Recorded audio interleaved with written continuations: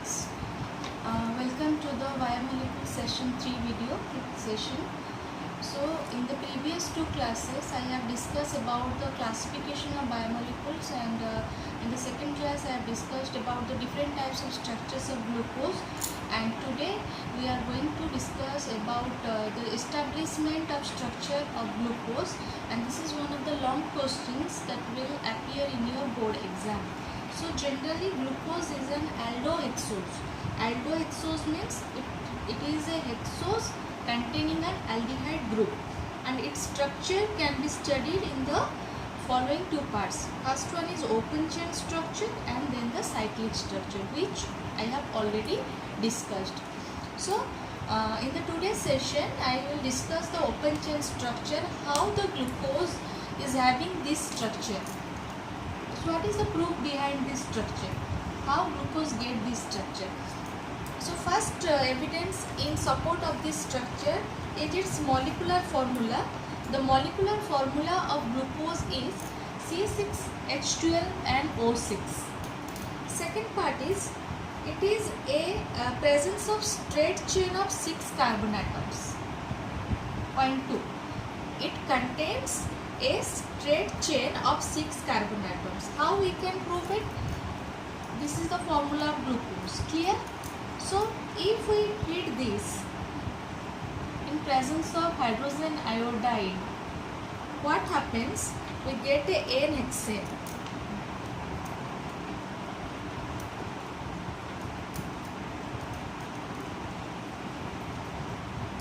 Okay?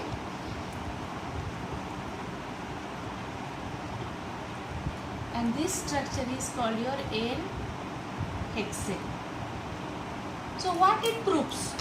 Here glucose on prolonged heating, this glucose on prolonged heating with HI forms N-hexane, this compound N-hexane, and it suggests that all the 6 carbon atoms are linked in a straight chain, not in a branch chain. This structure N-hexane suggests us that all the 6 carbon atoms are present in a straight chain manner. So next point is we have to prove it contains a carbonyl group. CHO is nothing but a carbonyl group. So how we can prove it? Point number 3.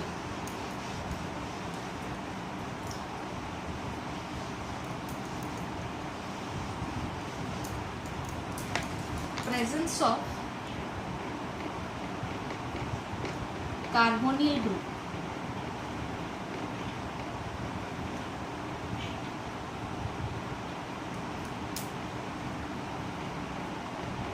It is C double bond O. So how we can prove it? Clear? So we can prove it by two reactions. First we have to take the structure of glucose, that is CHO, CHOH whole 4. How this CHOH whole 4 is arranged I have already discussed in my previous video. So this is the structure of glucose. So here we have to prove that it contains this aldehyde group. Okay, so how we can prove it? First we have to take hydroxylamine. This reaction you have taught in your aldehyde chapter. If you treat with hydroxylamine, the water molecule will remove from this OH and H, and this NH, this compound will be formed CH double bond NOH. Okay, CHNOH, and all the remaining structures are same. CHOH whole 4 and CH2OH. Clear? This is an oxide. This group is nothing but called a oxide group is present. And again we can prove it by treating this compound with HCN, that is hydrogen cyanide. Here what happens? Due to this presence of this carbonyl group, it forms a cyanohydrine. This reaction you also study in your aldehyde chapter.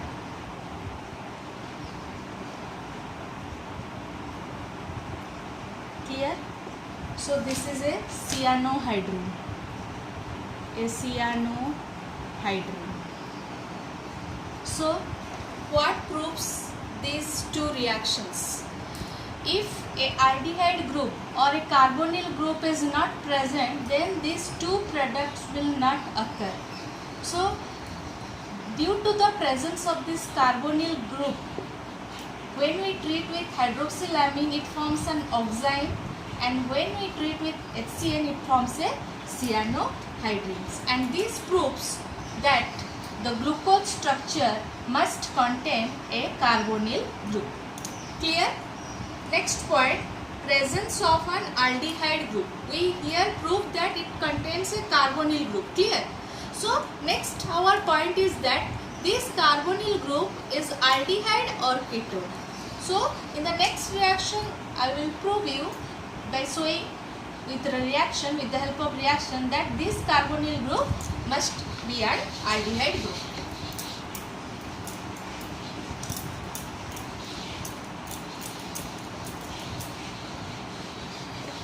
Point number 4, presence of aldehyde group. Presence of aldehyde group. Presence of aldehyde group, that is CHO. So how we are going to prove this? You have to take glucose first, that is your CHO, CHOH whole 4, CH2OH. This is the formula for glucose. Here our aim, it contains CHO group. So how you can prove it? You have to oxidize it in presence of bromine water. So what happens? So due to this presence of aldehyde group, when you treat with bromine water, it converted to one carboxylic acid.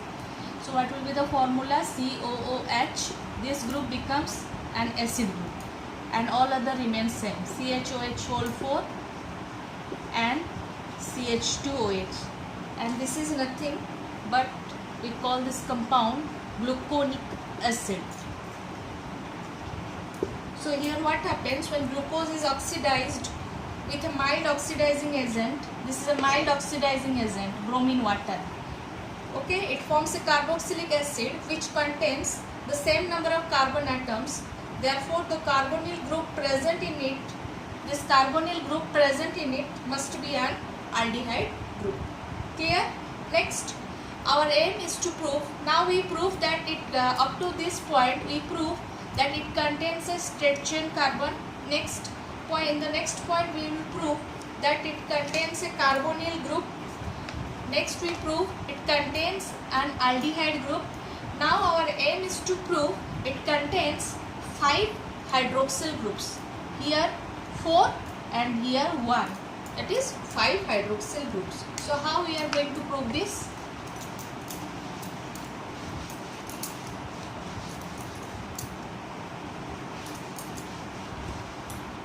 Point number 5. Presence of 5 OH groups. So for this we have to take again glucose, that is CHO, CH, OH whole 4 and CH2OH. Clear? Here our aim is to prove it contains 5 OH group. So how we are going to prove this? For this you have to take an anhydride, CS3, CO, O, CS3, CO, O.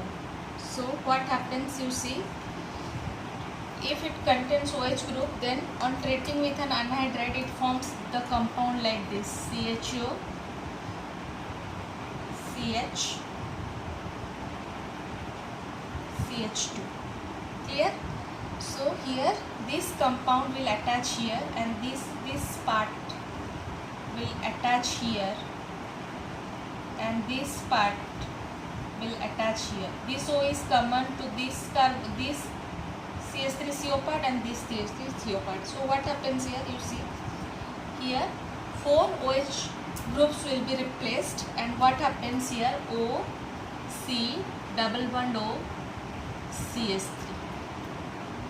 This is 4 times Similarly, here one OH group will be replaced. So what will be the compound? OC double bond OCH3 replaced by one anhydride. So here, due to the presence of 5 hydroxyl group, it forms a pentaacetate. This word is very important. It forms a pentaacetate because it contains 5 OH groups. So here, what happens when this glucose is acetylated with acetic anhydride, glucose forms a pentaacetate. This indicates the presence of 5 OH groups in the glucose. Clear? Next, last point, we have to prove that presence of first degree alcoholic group. This OH group is first degree because first degree alcohol on oxidation gives you a aldehyde, and second degree it gives you a ketone. So here our aim is to prove that this contains a first degree alcoholic group. Point number 6, presence of first degree alcoholic group. First degree alcoholic group, that is CH2H. So how we are going to prove this? So for this you have to take first glucose, CHO, CH, OH, whole 4, CH2, OH. Clear? First you have to oxidize it with nitric acid O in presence of HNO3. Here what happens? This on oxidation gives you acid COOH. This CHO group becomes COH. All other remain same, CHOH whole 4 and CH2OH. Clear?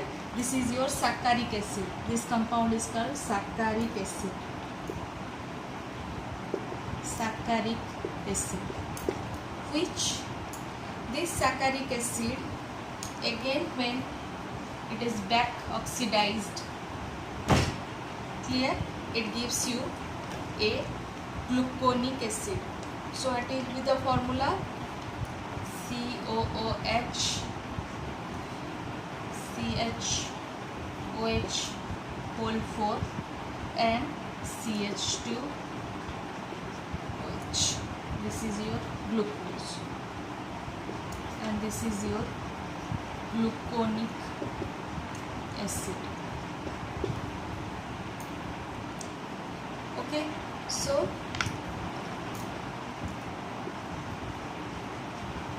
clear. So here what happens? When oxidized with nitric acid, both glucose as well as gluconic acid, here we take glucose and gluconic acid. Both are oxidized. Glucose is oxidized and gluconic acid is also oxidized in presence of what? HNO3. This is glucose, this is gluconic acid. Only difference, in case of glucose it is CHO group, in case of gluconic acid it is COH group. Clear? So here what happens when it is oxidized, both glucose and gluconic acid is oxidized, it yields a dicarboxylic acid. Dicarboxylic acid, that means it contains 2 carboxylic acid, one acid here, one carboxylic acid group here. It gives a dicarboxylic acid known as saccaric acid, and this indicates the presence of first degree alcohol group in glucose. So these are the 6 points which you have to write if it is asked in your question, that how you can establish the structure of glucose. You have to do this by the following 6 steps. Clear? So this is all about the open chain structure for glucose. Next is your cyclic chain structure.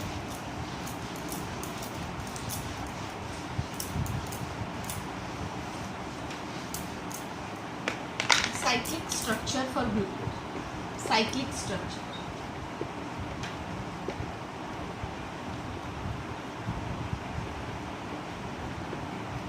So for cyclic structure for glucose, I have already discussed the structure in the previous class. What are the 2 structures? First one is you have to practice the Fisherman projection. Fisherman projection. Clear? Which I have already discussed in my previous video. Under Fisherman projection, you have to you have get two structures, that is your alpha D glucose. You have to practice these two structures, and beta D glucose. What are the key points how you have to write? I have already discussed. If the hydrogen group is present, if the positive group is present in the left, then it is alpha D. If OH group is present in the left, then it is your beta D glucose. So from this cyclic structure, there are 2 points you have to remember. One note is there, very very important. You have to remember this muta rotation.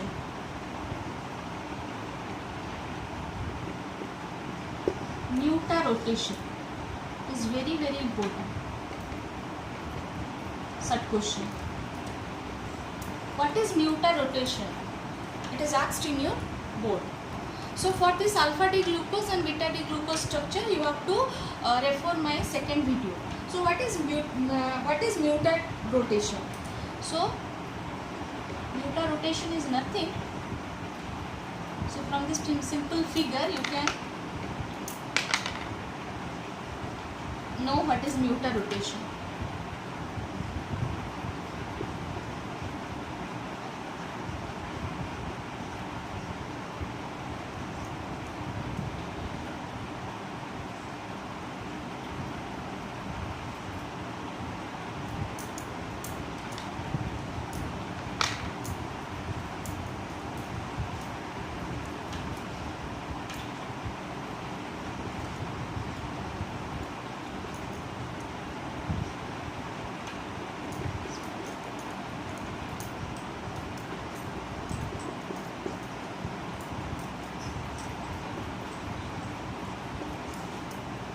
So what is muta rotation? The spontaneous change in optical rotation of an optically active compound in aqueous solution with time to an equilibrium value is called muta rotation. That is when an opaque chain form is spontaneously changed to its optically active forms. Its two optically active forms is alpha D glucose and beta D glucose. Simultaneously this occurs. This phenomenon is called your muta rotation, and the percentage of alpha D glucose is 36% and the percentage of occurring beta D glucose is 64%. So what is muta rotation? It is a spontaneous change of optical rotation of an optically active compound, that is glucose, in aqueous solution with time to an equilibrium value. Equilibrium value is called muta rotation. Clear? So this is a very very important question. What is muta rotation? Then the second cyclic structure, which I have already discussed, that is your Haworth projection. You have to go through my second video for this structure. That is your Pyranose structure. Pyranose structure, or you call it also Haworth projection.